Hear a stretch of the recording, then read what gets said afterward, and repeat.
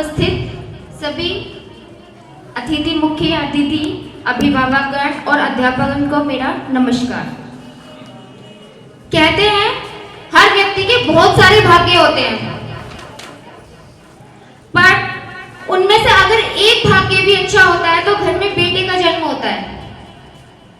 और अगर जब व्यक्ति के बहुत सारे भाग्य अच्छे होते हैं तो घर में बेटी का जन्म होता है। तो फिर कहते हैं कि बेटा तो भाग्य से मिलता है, लेकिन बेटी सौभाग्य से मिलती है, जो पराई होकर के भी कभी पराई नहीं होती। और इसीलिए किसी बाप से हंसकर बेटी की विदाई नहीं होती। तो उन्हीं बेटियों के साथ इतनी मार्मिक घटना जो दिल दहलाने वाली होती है, उसके लिए एक कविता है, प्लीज ध्यान से सुनिएगा। रात को निकली अकेली, अब उसे डर लगता क्यों है? रात को निकली अकेली, अब उसे डर लगता क्यों है? पहेली सी ये गलियां और भूल भुलैया सा रास्ता क्यों है?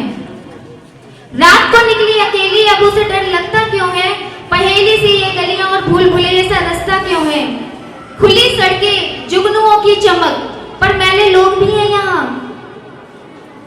निगाहें और इंसान अब हैवान है जहां, हाथों में किताबों की जगह तेजाब क्यों है? पहेली सी ये गलियां और भूल भुलैया सा रास्ता क्यों है? अपनी बहनों से रक्षा धागा वो बंधवाता है, फिर दूसरी बहनों को क्यों हाथ वो लगाता है? इंसान बस शक्ल से कलंक का एक धब्बा क्यों है? पहेली से ये गलियां और भूल भुलैया सा रास्ता क्यों है? पहनावे और लहजे से हर एक औरत की पहचान क्यों है? पहनावे और लहजे से हर एक औरत की पहचान क्यों है? कहीं घूंघट में लिपटा तो कहीं खुला समाज क्यों है? कहीं घूंघट में लिपटा तो कहीं खुला समाज क्यों है? और पहचान जब इंसान की इंसान से होती है तो फिर वही बात कि पहेली सी ये गलियां और भूल भुलैया सा रास्ता क्यों है?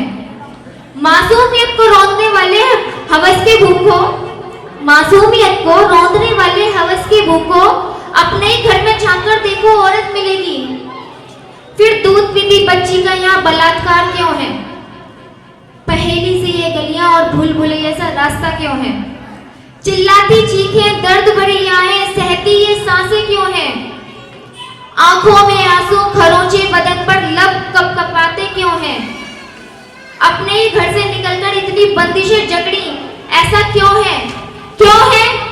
क्यों है? क्यों है? रात को निकली अकेली, अब उसे डर लगता क्यों है? पहेली से ये गलियां और भूल भुलैया सा रास्ता क्यों है? Thank you.